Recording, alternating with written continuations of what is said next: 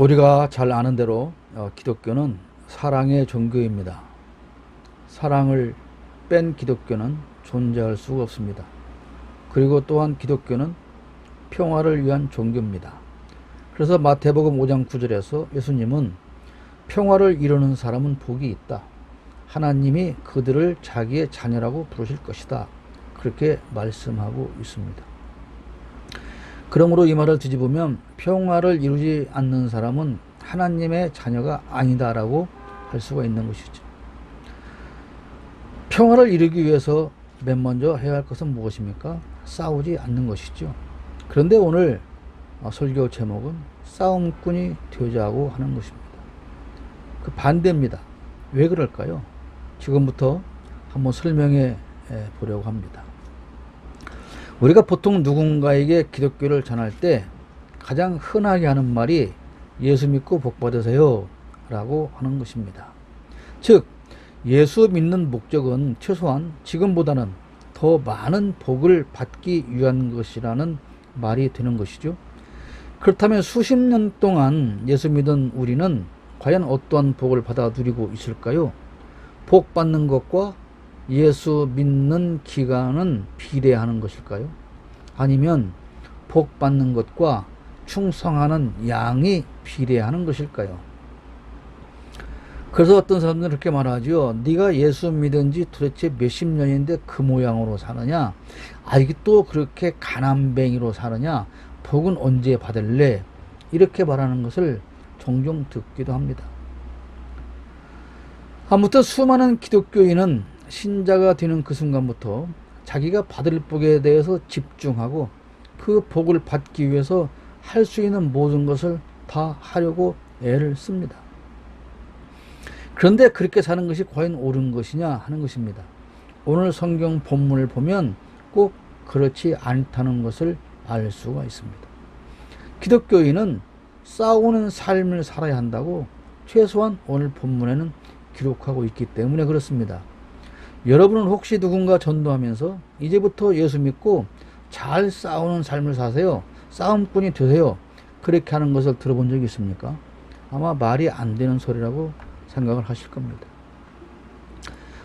우리가 싸워야 할 상대가 있는데 12절 말씀 보면 이렇게 말씀하고 있습니다. 우리의 싸움은 인간을 적대자로 상대하는 것이 아니다. 통치자들과 권세자들과 이 어두운 세계의 지배자들과 하늘에 있는 악한 영들을 상대로 하는 것이다. 사람과 싸우는 것이 아니다는 말입니다. 우리의 삶에는 늘 다툼이 있습니다. 그런데 그 다툼의 상대는 늘 내 옆에 있는 가장 가까운 이웃이라고 하는 것이죠. 그러나 이웃은 내가 싸워야 할 상대자가 아닙니다. 이웃은 내가 싸워야 할 상대가 아니라 내가 사랑해야 할 상대입니다. 로마서 13장 9절로 10절 보면 이렇게 말씀합니다. 간음하지 말아라, 살인하지 말아라, 도둑질하지 말아라, 탐내지 말아라 하는 계명과 그 밖에 또 다른 계명이 있을지라도 모든 계명은 내 이웃을 내 몸과 같이 사랑하여라 하는 말씀에 요약되어 있습니다. 사랑은 이웃에게 해를 입히지 않습니다. 그러므로 사랑은 율법의 완성입니다. 그렇게 말하는데요. 다시 말하면 6계명, 7계명, 8계명, 9계명 이 모든 것들은 한마디로 하면 이웃을 사랑하라 그런 말씀이다. 그런 뜻으로 로마교회 사도 바울은 설명하고 있는 것입니다.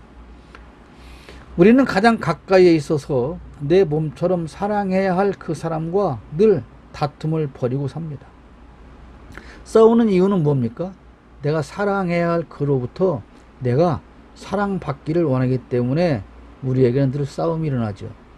사랑해야 할 사람을 사랑하지 못하기 때문에 싸우게 되고 섬겨야 할 사람으로부터 섬김을 받으려고 하기에 우리에게는 늘 싸움이 일어납니다.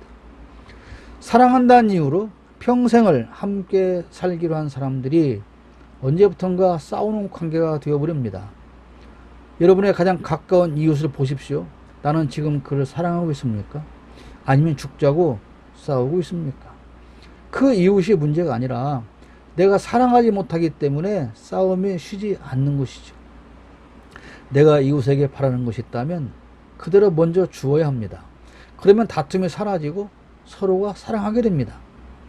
우리가 이웃을 사랑하라 그러면 늘 옆집에 사는 사람을 이웃이라고 생각하는데, 여기서 말하는 이웃은 그런 이웃이 아니고 늘 나와 가장 긴 시간 동안, 가장 많은 시간 동안 함께 붙어서 함께 사는 사람을 말합니다. 그러니까 가장 나와 가까이에서 살며 나랑 가장 많은 시간 동안 함께 하고 있는 그 사람이 누굽니까? 바로 가족이죠. 그 가족을 내가 사랑하고 있느냐? 내가 사랑해야 할 그 가족들과 왜 나는 늘 다툼이 일어나고 있느냐? 돌아보면 그 원인은 늘 나에게 있다는 것을 말하고 있습니다. 나의 이웃은 싸움의 상대가 아닙니다. 그러면 누구와 싸워야 합니까? 오늘 본문에 통치자들과 싸우라고 합니다. 사람과 싸우지 말고 통치자들과 싸우라, 그렇게 말씀하고 있어요. 이 말은 정권 타도를 외치며 국가를 전복시키라, 그런 말이 아닙니다. 어떤 목사라고 하는 사람은 코로나 방역 지침을 위반해서 교회가 시설 폐쇄되니까 이제 다 길거리로 나와서 예배를 한다고 하고 유튜브를 통해서 설교를 하면서, 적어도 한 사람이 그 유튜브를 통해 설교를 들으면 왜 10,000원씩 헌금을 해야 되는데 안 하느냐? 그 설교를 듣는 사람들이 10,000원씩 헌금하면 최소한 3억 원이 들어와야 되는데 왜 안 하느냐? 우리가 이렇게 하는 것은 이 문재인 정권을 타도하고 전복시키는 것이다 라는 말을 서슴없이 외치고 있습니다. 이 말은 통치자들과 싸워서 국가를 전복시키라는 말이 아닙니다. 또한 통치자라는 말도 맞지 않습니다. 왕정이나 봉건 시대 백성을 다스리기 위한 시절에나 통치자라는 말이 필요한 것이죠. 요즘도 흔히 통치적인 차원에서 이루어진 일이라고 말하는데, 그 말은 사실은 민주정권이나 공화국에서는 맞지 않는 말입니다. 대통령을 비롯한 산부의 요인이나 지방정부의 단체장 역시 통치자가 아닙니다. 어떤 단체장들은 시민이 면담을 요청하는데 문을 걸어 잠그고 경비원들을 세워서 진을 치고 출입을 아예 봉쇄해버리는 그런 봉건시대에도 있지 않던 그런 일들을 일개 지방정부의 장이 함으로 말미암아서 많은 비난과 비판을 당하는 경우를 우리는 보게 됩니다. 그들은 우리를 아래에 놓고 다스리는 사람이 아닙니다. 우리 시민을 위에 놓고 섬기며 심부름하는 사람입니다. 그런 통치자가 잘못되었을 때 우리는 싸워야 합니다. 그 통치자와 싸울 때는 어떤 때냐? 그들이 주권자인 국민의 뜻을 거스릴 때입니다. 이를테면 국책사업이라는 이름으로 거대한 공사를 하면서 국민들은 돌아보지 않고 국민과 상관없이 자신의 이득이나 배를 채우기 위한 것이라면 온 국민은 그 통치자와 맞서서 싸워야 합니다. 몇 년 전에 국정이 농단되는 것을 보면서 거의 온 국민이 전국에서 촛불을 들고 정권 타도를 외쳤고, 마침내 그 부도덕하고 무능력한 정권을 무너뜨린 경험이 우리에게 있습니다. 그런데 그때 한국 교회는 과연 어디에서 무엇을 했느냐, 이런 질문을 우리는 안 할 수가 없습니다. 그럼 하나님께서 너희는 그때 무엇을 했느냐 물으신다면 무엇라고 대답할 수가 있을까요? 지난 주간에 세계 제1의 규모를 자랑하는 한 교회의 원로 목사가 세상을 떠났습니다. 모든 언론들은 이 사실을 보도하면서 그 흔한 소천이라고 하는 단어조차 사용하는 것을 아까워했습니다. 별세라고 표현을 했습니다. 그의 삶에 대하여나 장례식장에 모여있던 이른바 그 대형교회 유명한 목사들이 무슨 일을 했는가에 대해서는 비난할 필요도 없고 비난할 가치도 없기 때문에 더 이상 언급을 하지 않으려고 합니다. 아무튼 이런 싸움을 위해서 조직된 단체를 비정부기구, 시민단체 또는 NGO라고 합니다. 이 NGO 시민단체는 자기의 이익을 위해서 싸우지 않습니다. 시민단체가 자기의 이익을 위해서 싸운다면 그것은 이미 시민단체라고 할 수가 없습니다. 오직 시민의 권리와 이익을 위해서 싸우는 사람들이 만든 기구가 바로 시민단체 NGO라고 할 수 있습니다. 그런데 이런 시민단체에서 주를 이루는 사람들은 누구여야 하느냐? 바로 기독교인들이어야 한다는 것입니다. 그것이 옳은 십자가 정신입니다. 십자가 정신은 부정과 부조리나 비리를 보고서도 입을 다물지 않는 것입니다. 그런 일을 위해서 우리나라에서도 가장 먼저 조직된 단체가 YMCA 기독교 청년회 그리고 YWCA 기독교 여자 청년회입니다.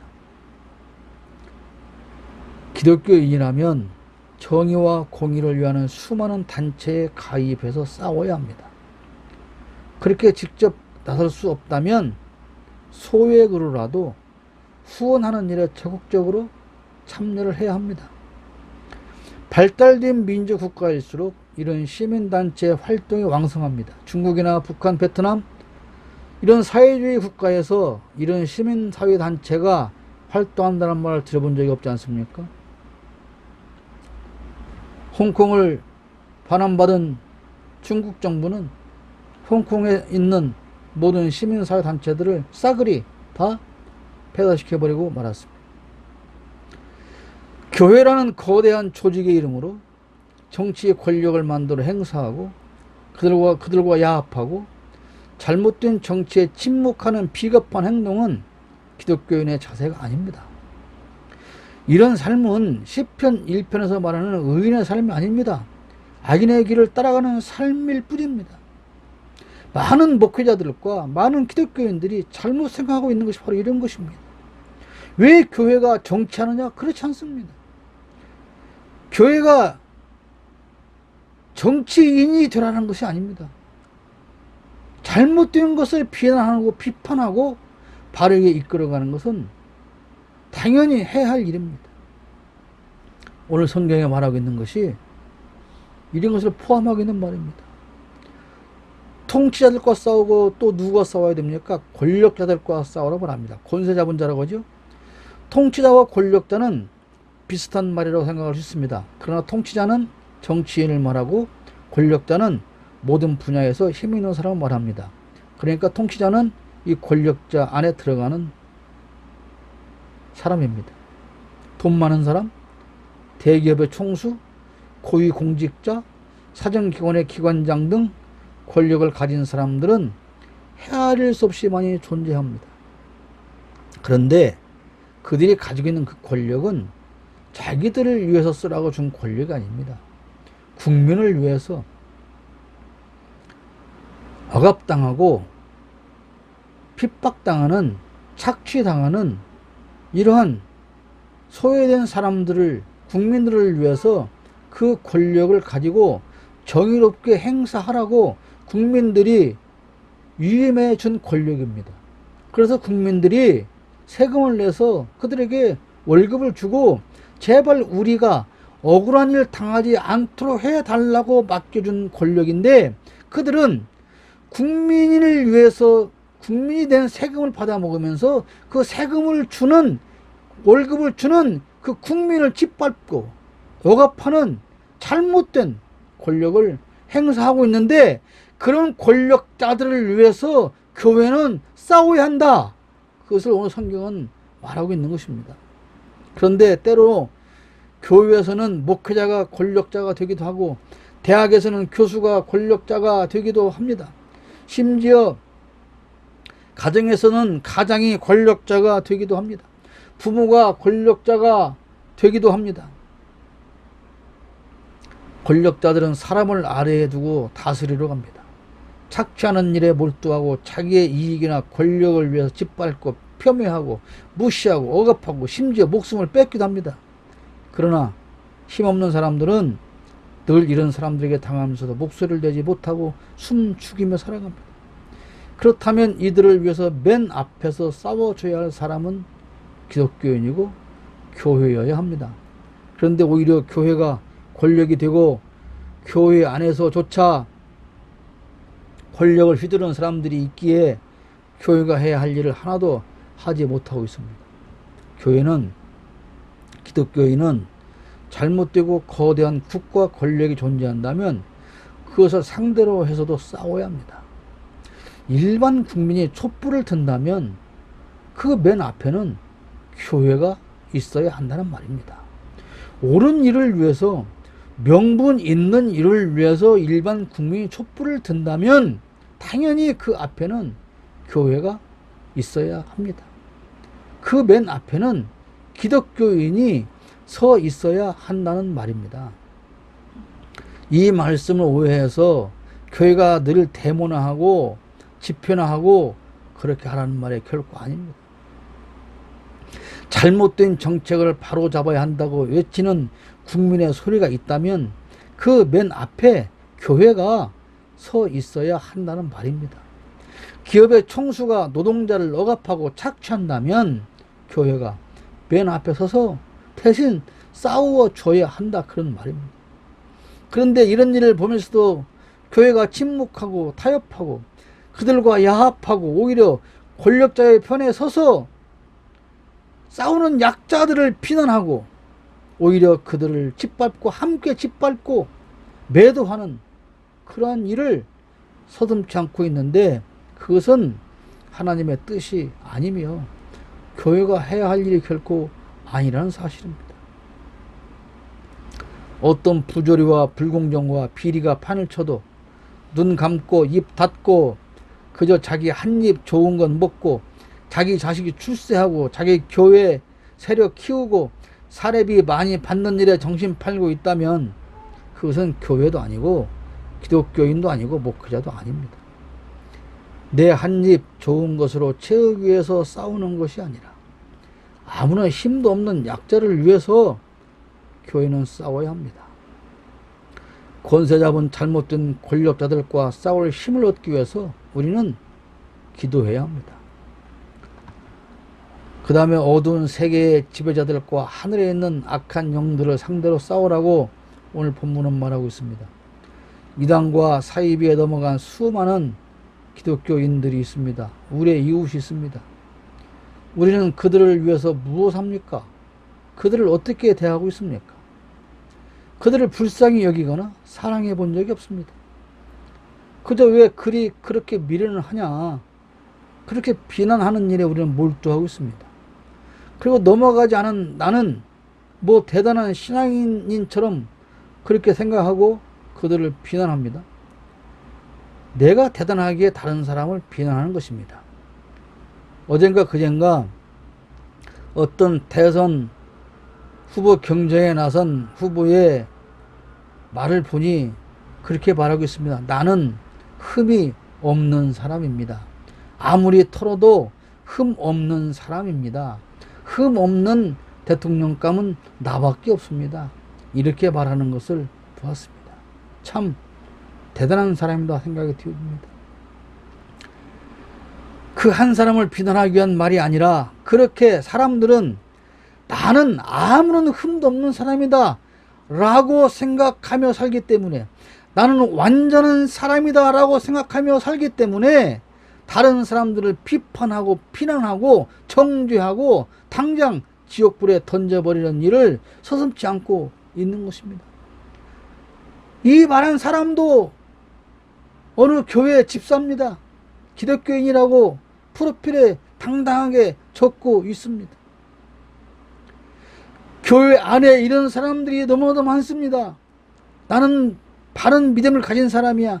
나는 바른 신앙을 가진 사람이야. 그러니까 절대 넘어가지 않아. 나는 흠이 없어. 나는 복 받을 수밖에 없어. 그런데 당신은, 너는 왜 그 모양으로 그렇게 살아? 라고 그저 비난을 하고 돌팔매질을 하고 있는 것이죠. 내가 대단하다고 생각하기에 다른 사람을 비난할 수 있습니다. 그렇다면 진짜 우리는 순전히 우리의 믿음이 좋아서 성경을 너무나도 잘 알아서 그들처럼 미혹되지 않고 살고 있을까요? 사기꾼에 당한 사람은 물론 어리석은 면이 있을 수 있습니다. 요즘 보이스피싱을 당한다는 사람들을 보면 왜 저런 일에 속지? 라고 생각할 수 있습니다. 그러나 그들을 보면서 안타까워할 수는 있지만 그들을 비난할 수는 없는 것입니다. 그들을 비난하는 일보다는 사기꾼을 없애는 일이 중요합니다. 우리가 일일이 사기꾼을 찾아서 그들과 싸울 수가 없으니 대신 많은 사람을 잘 가르쳐서 사기꾼에 당하지 않게 한다면 그것이 결과적으로 사기꾼과 싸우는 일이 될 것입니다. 영적으로도 그렇습니다. 신앙적으로도 우리가 이단을 물리칠 힘은 없으니 우리 이웃들을 제대로 잘 양육하고 가르쳐서 초신자들을 제대로 잘 가르쳐서 저들에게 넘어가지 않도록 하는 것이 우리가 저들과 싸우는 방법이다, 그런 말씀입니다. 가르치는 일이 무엇보다 중요합니다. 교육이 없이는, 교육이 잘못되고는 세상에 바르게 갈 수가 없습니다. 그래서 내년에 진행되어질 교육감을 뽑는 선거도 중요한 것이고요. 교회에서 교육이 없다면 바른 신앙인으로 어린 생명들을 양육할 수가 없는 것입니다. 바르게 가르치고 바르게 교육하는 것이 결과적으로 이런 사기꾼과 싸우는 일이 되는 것입니다. 세상적인 사기꾼도 중요해서 싸워야 되지만 영적인 사기꾼과 싸우는 일은 무엇보다 중요하고 우리의 이웃들이 영적인 사기꾼 집단에 넘어가지 않도록 가르치는 일이 무엇보다도 중요하다는 사실을 우리는 명심해야 합니다. 싸워서 이기려면 적에 대해서 잘 파악하고 이해해야 합니다. 지피지기이면 백전불퇴라고 하는 말이 있습니다. 적을 알고 나를 알면 100번 싸웠을 때 100번 다 이길 수는 없어도 최소한 지지 않고 지게 생겼으면 도망이라도 갈 수가 있다는 것이죠. 적을 알지 못하고는 싸울 수 없고 싸워도 이길 수 없습니다. 우리 한국교회 목회자들은 기독교인이 싸워야 할 주적이 무엇인지 가르쳐주지 않았습니다. 그저 잘 먹고 어떻게 하면 복받고 잘 사는가 그것만 주장창 가르치는 것이 바로 문제인 것입니다. 그러면 어떻게 싸워야 될까요? 싸움의 방식입니다. 13절 말씀에 기록되어 있습니다.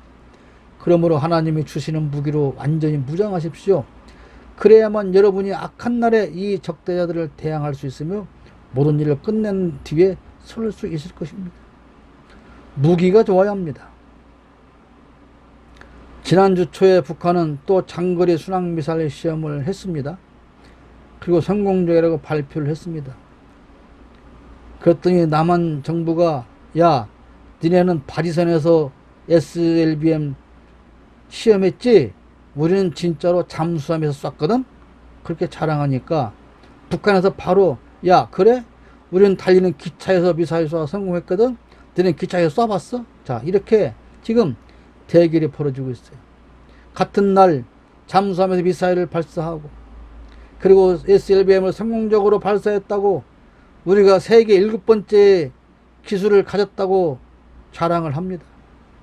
그랬더니 외신들이 남과 북에서 미사일 대결을 벌이고 있다고 지금 심상치 않다는 보도를 연이어서 하고 있습니다. 군인의 숫자가 많은 것보다 더 중요한 것은 첨단 무기의 존재 여부입니다. 우리가 군대 생활할 때에 60만 대군이라고 말했습니다. 그리고 군대 생활 3년이라고 말했습니다. 그런데 지금은 50만 대군도 안 됩니다. 군대 생활 2년도 안 됩니다. 왜 그렇게 되었을까요? 그 대신 첨단 무기로 그만큼 무장이 되어 있기 때문에 그렇습니다. 이제는 비행기도 아닌 폭격기도 아닌 드론이, 사람도 타지 않은 드론이 폭탄을 싣고 다니면서 그 중요한 부분만 바로 타격해서 더 큰 피해를 준다고 하는 것 아니겠습니까? 이런 첨단 무기를 가지고 있느냐의 여부가 전쟁의 승패를 가리게 됩니다. 물론 그럼에도 불구하고 아무리 첨단 무기를 무장을 하고 있어도 미국은 베트남과 아프가니스탄 전쟁에서 패하기도 했습니다. 무조건 첨단 무기가 있다고 늘 승리하는 것은 아닙니다. 오늘 본문은 위에서 말한 우리의 상대와 싸우기 위해서 하나님이 주시는 무기로 완전히 무장해야 한다고 합니다. 사람이 개발한 첨단 무기로는 싸울 때마다 다 이길 수 없습니다. 그러나 우리가 우리의 상대와 싸우기 위해서 하나님이 주시는 무기로 완전히 무장했을 때 우리는 승리할 수밖에 없습니다. 그렇다면 그 하나님이 주시는 무기는 무엇입니까? 진리와 정의라고 14절에 말씀하고 있습니다.